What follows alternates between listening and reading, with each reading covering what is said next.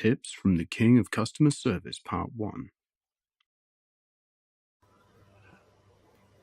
Well, I have a real treat in store on MicroBizMatters Day, because the gentleman I'm going to introduce to you, who I'm calling for the purpose of this video, the King of Customer Service, is Mr. Umesh Samani.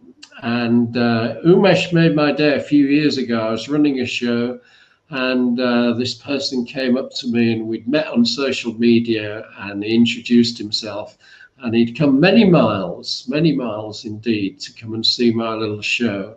And it was absolutely fantastic. And I would say daily, through the wonders of social media, I've been following Umesh in his specialist cars and his workshop and his garage and everything he does.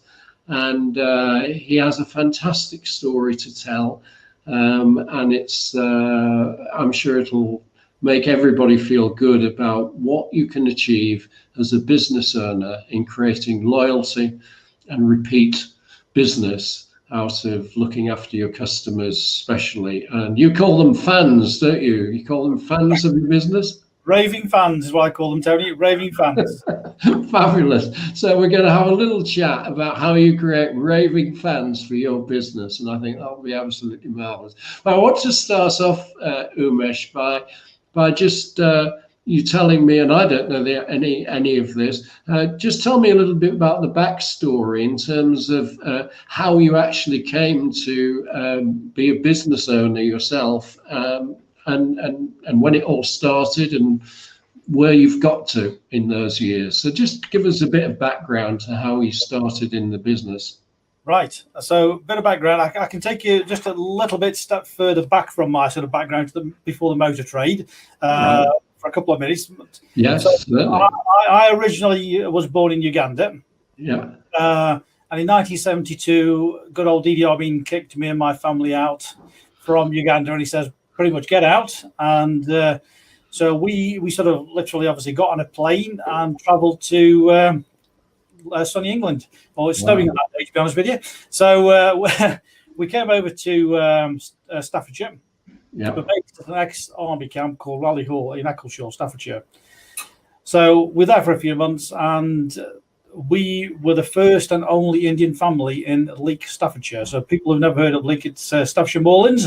Wow. Yeah, so we're the first and only Indian family there in 1972. Oh my goodness. Yeah. And literally only a few days ago is 48 years to the day that we actually moved into Leek.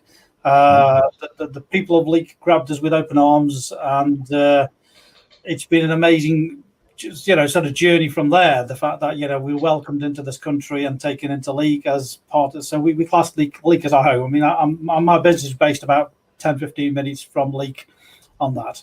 So that's a quick bit about how we got there. So I started as an apprentice mechanic, worked my way through, went to work for an Audi Volkswagen dealer after that in car sales. I fell into a car selling job. I'm not a salesman. I don't class myself as a salesman, to be honest with you. Yeah. I fell into selling and spent 15 years there. And in July 1997, decided I think I ought to just get on and do for myself, really. Well done, Umesh. Yeah, great. So it has to be done, doesn't it, Tony? It does, absolutely. Yeah. So 1997, I literally started. In fact, for the first few months, I was working from home because I was struggling to find the premises. Right. So it literally was wheeling and dealing from home, which is not that easy, with selling cars, as you can imagine. It's just trying to build the confidence with people, and it's like working from side street doesn't quite really work, does it? But eventually tripped across the premises here. I rented the showroom.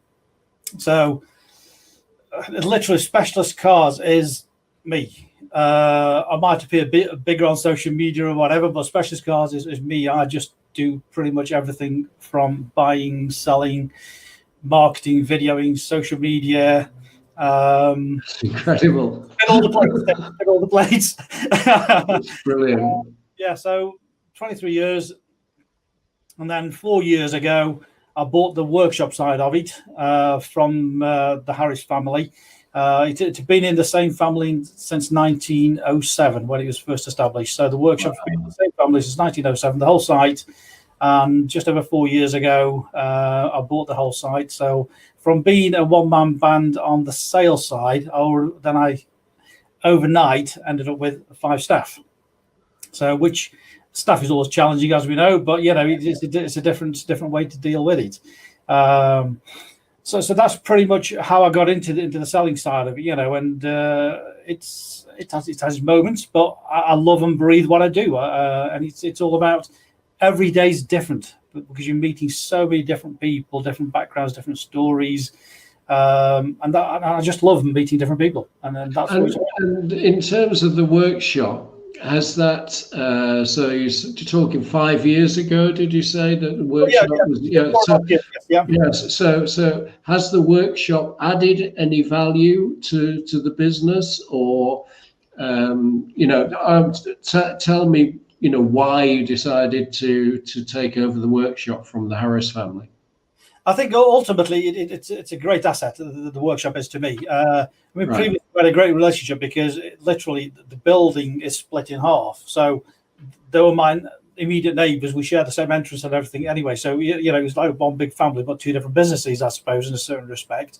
So they did all the work for me.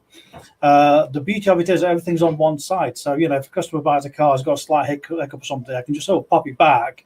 And I'm still here talking to them. They can take it into the workshop, as opposed to saying, take it to somebody down the road. It's a different story. So, but the fact that I'm actually in control of my own workshop now also makes it even better because, if I need to get something squeezed in for a customer or get it out quicker or whatever, I'm in full control of it. And I decide what happens rather than it being a separate business like previously. And how much income comes from the selling of specialist cars, selling cars, as against the workshop? The car sales side is the biggest. I suppose the biggest business in comparison. So I would say 75% of the business comes from the selling side, as opposed to 25% on that side. Oh wow! Okay, so growing and growing, but it's quite challenging because although the Harris business has been established since 1907, over the time it's not invested. So literally, it was getting older cars, different sort of clientele, and the customers didn't want to spend cars. They were just trying to get them kept them on going for the minimum. You know what I mean? I took over. It's like I need to find a different clientele, and I suppose more of the people buy my sort of cars back more and more. So so that's why. That will get built up, but it'll take some time. It doesn't happen overnight, and it's quite challenging with that, because a lot of people out there don't probably understand the difference of different types of services. They think they can go to Backstreet Garage, and there's so many different ideas of costs as well. It's trying to educate people of what they get for the money. The time you have to explain to people cost of a service, they'll say, being quoted, let's say £99 for a service, and I'll say, well, the right engine oil for that particular car is probably £70. So nobody can service that car properly anyway.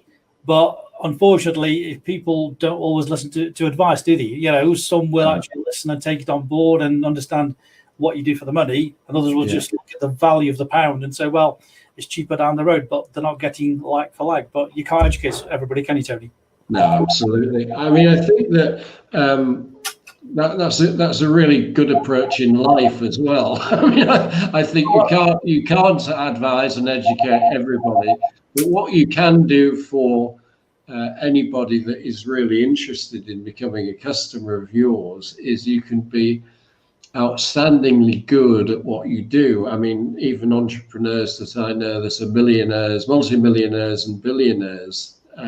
One of the 5 things that I always notice about them is that they are outstandingly good at something. And that's one of the reasons they often don't retire, because they're actually so outstandingly, they get such pride in what they're outstandingly good at, that they love doing what they're doing. And that's what radiates through to me every time I see a video that you do or a social media post of various things. It's your values in terms of what's important to you, in terms of how that car is going to be perceived by the customer, and if you like, the value of the sale in terms of the customer feeling that they've got a real top thing from you. Could you just tell me about some of those values that you've built up over the years? Because I think they're very special, and I think they go cross sector. These values of yours, Umesh, and that's what I would hope some of the people can get from it. So, when you've got a decision to be made whether you're going to even take a car, if you like, and try to sell it. Just take us through the process of some of the things that are important to you to build this reputation that you've actually built. Absolutely, Tony. And I think that is a crucial thing, as you say. And number one, what about having the passion for it? So I love what I do. So to me, this isn't a job, and I think that's the biggest difference. I don't think, I've got to go into work. And I say this to a lot of people. I'm quite privileged, I suppose, to have found something which I love doing. Whereas there's a lot of people out there who have probably worked 40 years being a school teacher. They've hated every day, but they like the pension of it, which I find bizarre. But, I wouldn't spend all my life doing something which I've hated, but people do that. But the other thing which I decided from the day that I sort of started was I don't want to be the cheapest. I never will be the cheapest. Yeah. However, I'll offer value for money, and I will give the best customer service that I can. Yes. So that's the philosophy that I sort of started with. I want to look after people because things can go wrong. Doesn't matter what you sell, toasters, cars, whatever. Things can go wrong, don't they? That's real life, unfortunately. Even Bentleys and Rolls Royces, they're the most expensive car in the world. They can go wrong. Absolutely. Yes. So the way that I looked at it, I thought, and profit is not a dirty word. We all need to make profit. And I think a lot of people forget that. I'm not shy to say, look, I need to make X amount for this car, because if something goes wrong, I can look after you. Yes. If I've got no profit, no margin, then if you come back with a problem, I can afford to look after you. And that's when I think that the friction starts between, customer and sellers, what I mean, where they can't afford to look after them. So I think that the biggest thing with any business owners out there would say, don't be scared to say, look, I need to make profit, enough to live and reinvest. It's not about just survival, is it? It's reinvest back again so you can look after customers for long-term wise. So, and build a long-term business. Absolutely. So if I look at a car, and I get offered lots of cars, so it has to tick so many different boxes. Now, the other thing which is quite bizarre or strange with me is in 23 years of trading, I have not bought one single car from a car auction. Really? Yeah. So everything that tell us why. Why? Nothing wrong with car auctions, in my opinion, but you can't tell everything about every car. There's good and bad that go through the auctions.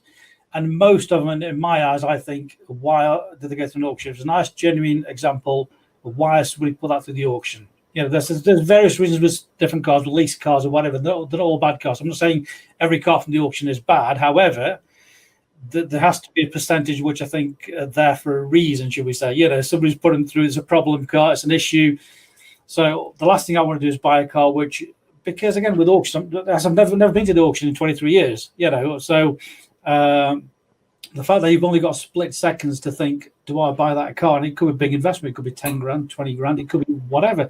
Split seconds to make decisions and you don't even know, the full service history if the car drives properly or runs properly. It's going through the auction hall and you're just bidding blind. And, as soon as you get it back, it could be a different story altogether. So that's why I've stayed away. So again, I've bought in my, in the early days, I would buy from a lot of the main dealers.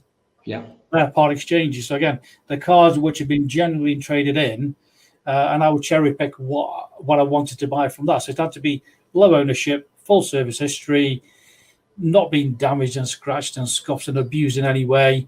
And I would pay over the odds to get something nice and genuine. So that was, again, the way that I wanted to do my business. Yeah. So it's got to be a quality car in the first place. It's got to be right in the first place, because if you buy a car that's been abused and whatever, you can still, it doesn't matter how much money you throw at it, you can't make it nice. It's just a bad car and that's it. Because you get trims and dashboard scratches, and you can't do genuine repairs without having to replace everything. So why get involved with cars like that. You might as well just cherry pick the nice ones, pay, to get the nice cars. Don't think about the price. Think of what you're buying for the money, really, in my opinion. Yes. Get the right cars. And, if he doesn't tick the boxes, I don't think, I just ought to buy that for a short-term profit, because that's going to come back to bite you, So you got to make sure you buy the right car. It's got to be the right pedigree. And the fact that because I'm buying direct from the private owners, I'm going to meet them. I'll meet them at the forecourt. They bring the cars here. 9 times out of 10, they actually come to me. So I don't particularly go out, But if they're local, I'll actually go to the house if they can't make it or whatever, which is not a problem. I'll buy to them from the house. But they come here, and I've got a story about that car, and the people and the family who I bought it from. I bought one today, a Lexus. So I know all about Mark, who I bought the car from, what he does for a living, when he bought it, the service history. So I can tell that to the next owner. So there's a story to go with the car, isn't there? You know what I mean? Rather than just, I've got a clue where it's come from, And that's the best way of selling anyway, is to tell a story and dealing with somebody they trust in the first place. So absolutely fantastic. Yeah, the fact that you know all about that car immediately creates a rapport with the buyer, doesn't it? It does, and I've just literally, again, yesterday had a review by a gentleman, father and son, who came all the way from Devon. 300 miles that drove up. We had a few conversations before they arrived, and I told them the story about the car they were buying, because I bought it off an old client who I've dealt with for years. I told them the whole story about the car, which reassured them that it was a nice, genuine example. So when they arrived, they've seen the video and all the information about it, and he told the story, they bought the car. And he actually said on his review that the fact that I knew about the car and the history gave them the confidence to buy that car, because I can tell them all about it. Right. No, that's absolutely fantastic. Friday, the 8th of January, 2021. Follow the hashtag MicroBizMatters.